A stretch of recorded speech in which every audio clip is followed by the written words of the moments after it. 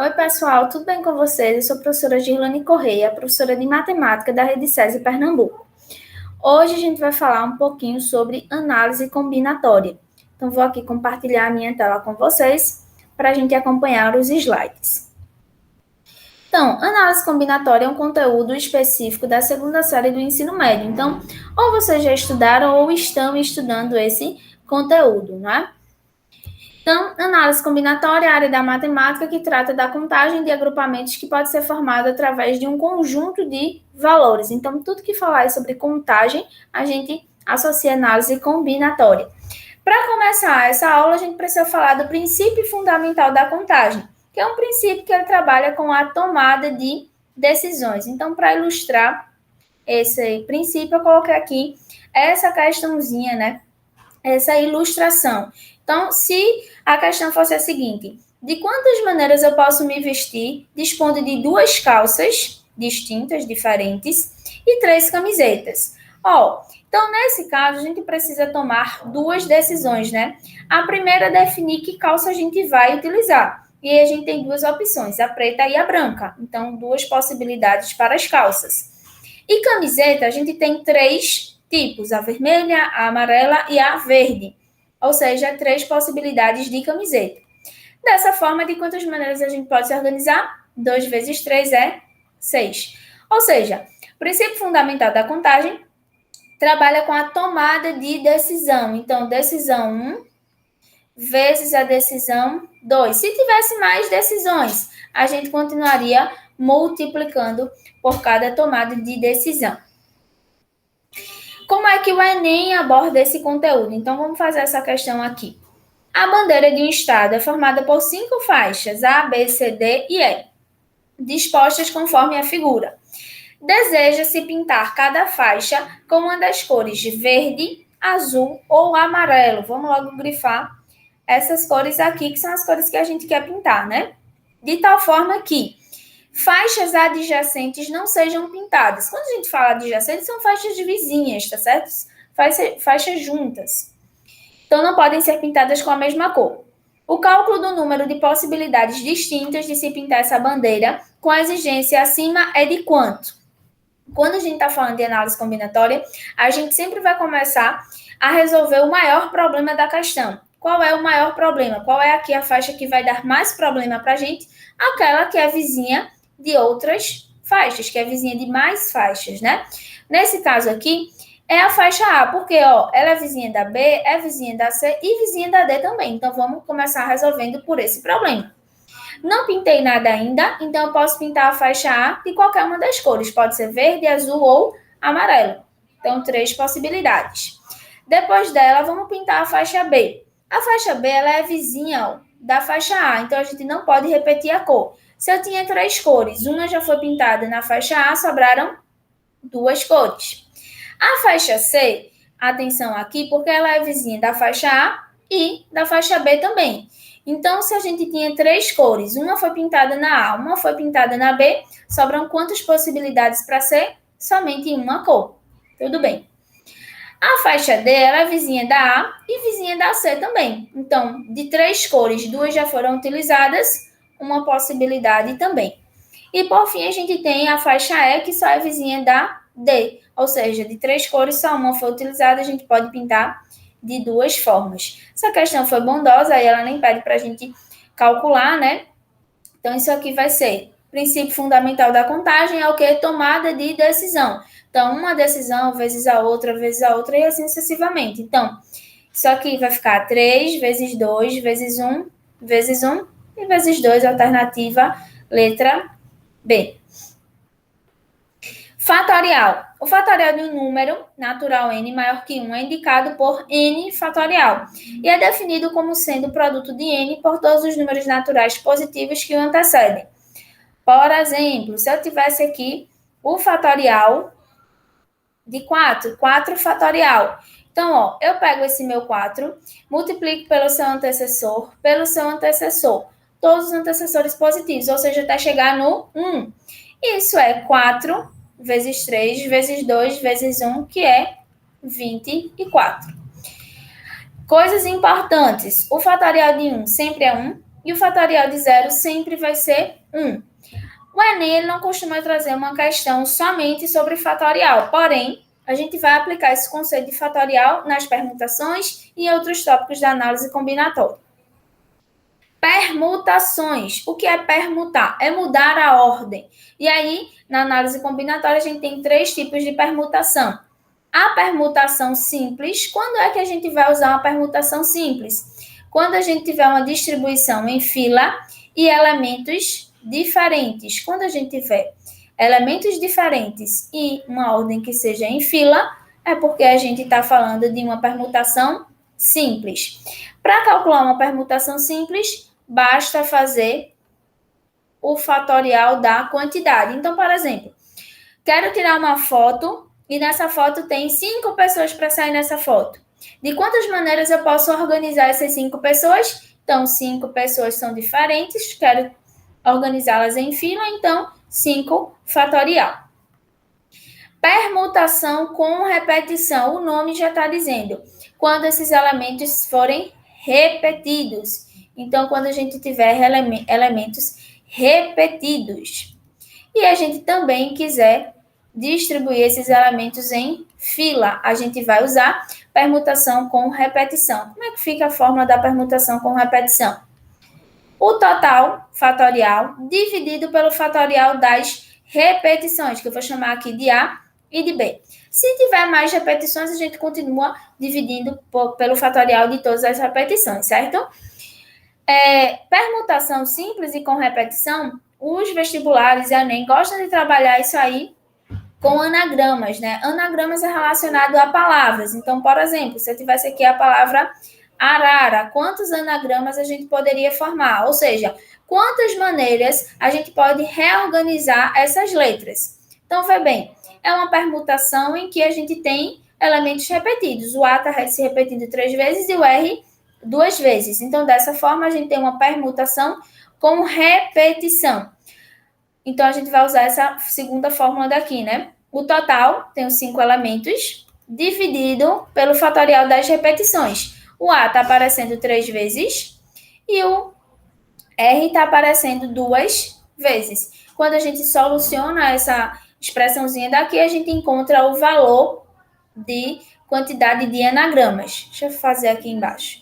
Isso a gente vai ter 5 vezes 4 vezes 3 fatorial, que a gente pode dividir por 3 fatorial. Esse 2 aqui, ó, a gente pode destrinchá-lo, né? A gente pode escrever 2 vezes 1. 3 fatorial, como está um produto no numerador e outro produto no denominador, a gente pode cancelar. E aí, beleza, já facilita as contas para a gente.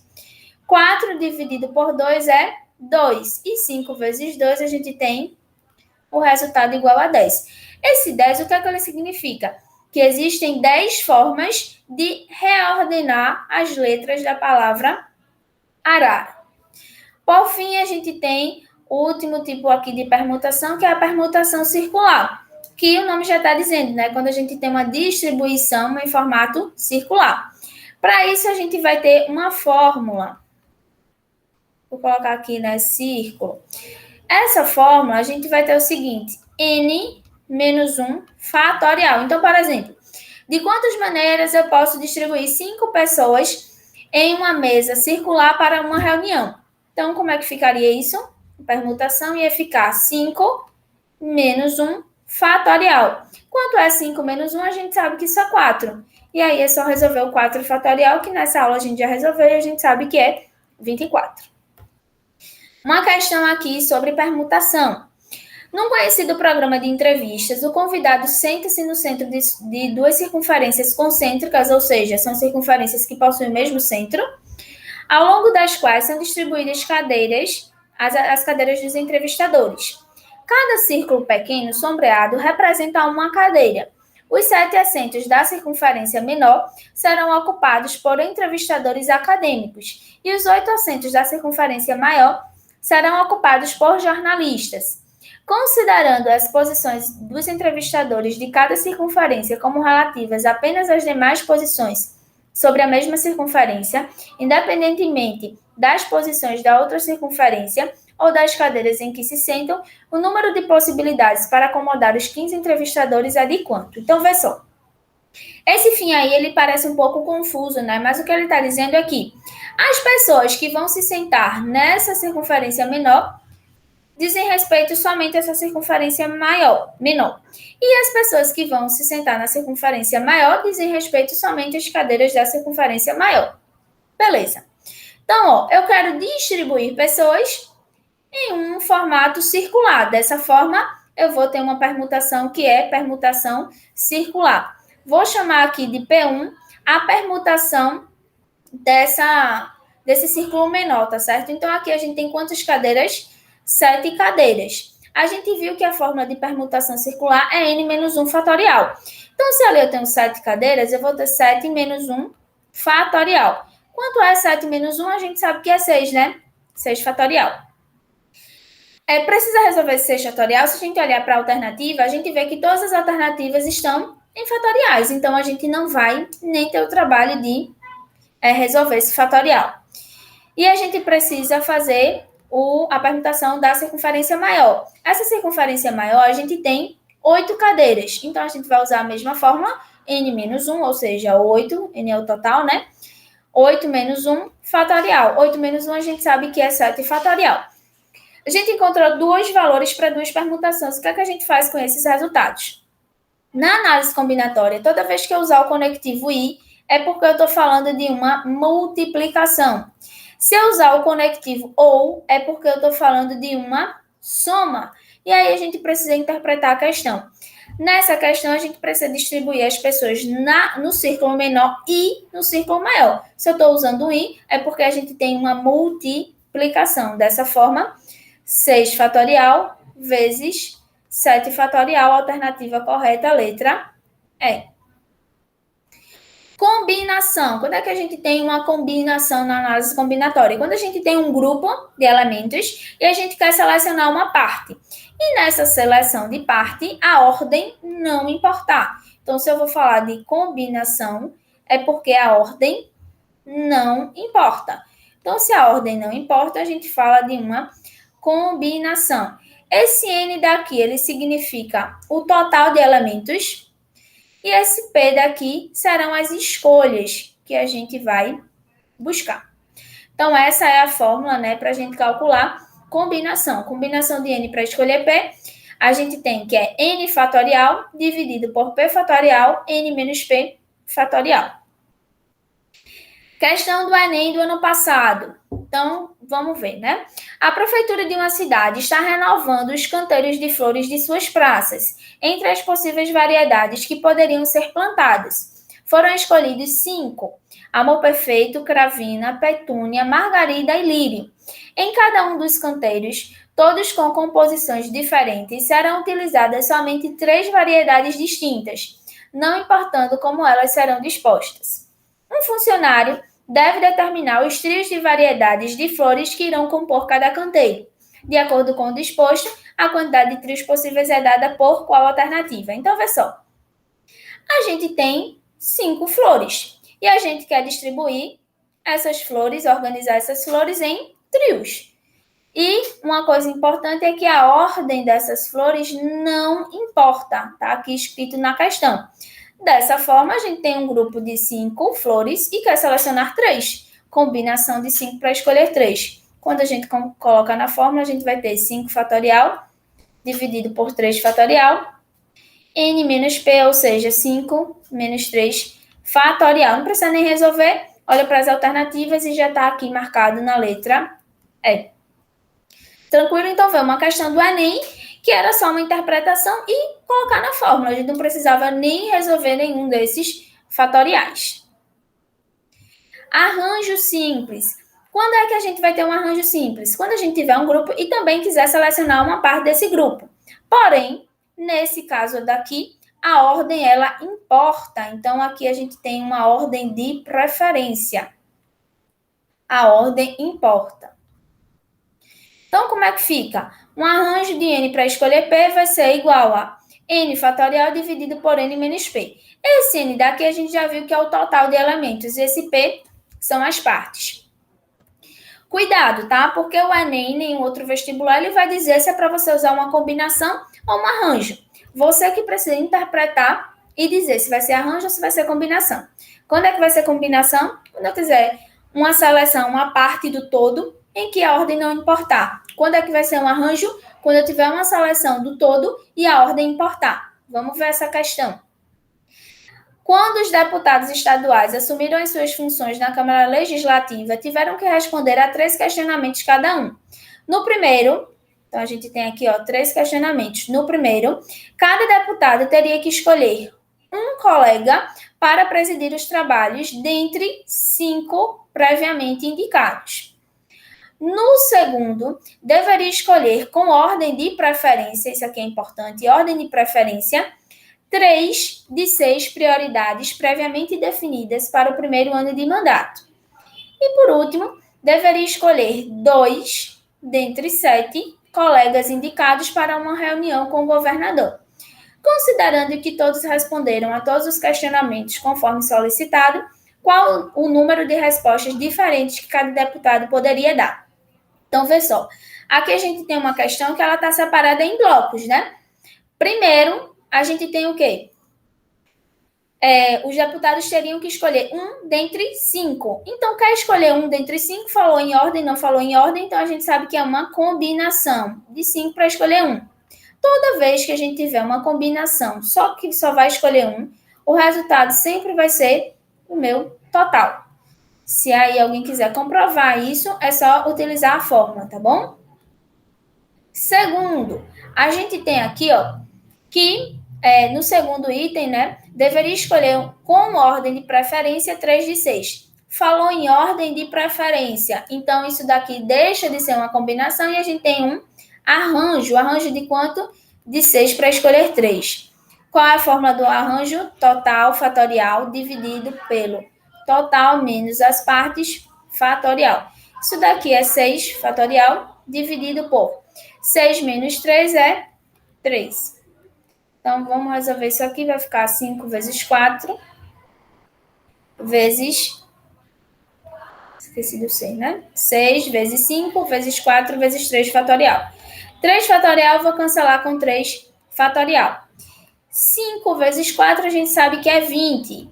2 vezes 6 é 12. E aí a gente acrescenta o zero ali. É uma forma mais rápida de a gente fazer uma multiplicação. E, por fim, o terceiro tópico é que deveria escolher 2 dentre 7 colegas, que também não está falando nada de ordem. Se não está falando nada de ordem, porque a gente tem uma combinação de 7 para escolher 2. Então, como é que fica? Colocando aqui na fórmula, 7 fatorial dividido por 2 fatorial. 7 menos 2 é 5 fatorial. Aqui, dessa forma de resolver um fatorial, qual é a dica? A gente não precisa resolver o fatorial todo até chegar no 1, porque assim a gente ia perder muito tempo. Então, eu vou pegar esse meu elemento e vou fatorar somente até o 5. 7 vezes 6 vezes 5 fatorial. Parei. Por quê? Porque a gente pode cancelar com esse 5 fatorial aqui que está no meu denominador. Então, cancelei 5 com 5. Vou simplificar um pouquinho mais. Eu sei que 6 dividido por 2 é 3. E aí ficou 7 vezes 3, que é 21. Pronto, a gente olha ali para alternativas, a gente encontrou 3 possibilidades, né? 3 respostas. E aí a gente precisa organizar essas respostas. Então, vê só, os deputados eles precisam responder a primeira pergunta e a segunda pergunta e a terceira pergunta. Em combinatória, e quando a gente usa o conectivo i, é porque a gente está falando de uma multiplicação. Então, a gente precisa multiplicar todos esses resultados, e aí quando a gente multiplica, a gente encontra 12.600, alternativa letra E. Por fim, mas não menos importante, algumas dicas aqui para vocês continuarem o estudo de matemática.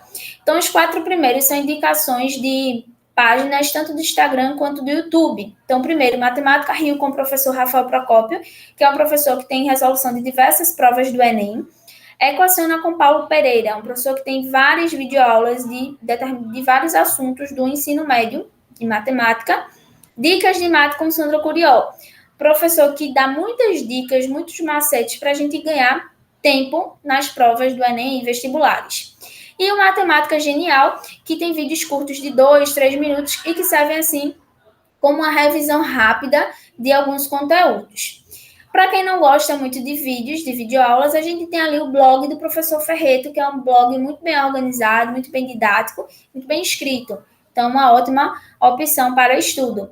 E, por fim, a plataforma Khan Academy, que é uma plataforma online e gratuita para o ensino de matemática. Vocês podem fazer curso de matemática básica, cursos por série, cursos por conteúdos.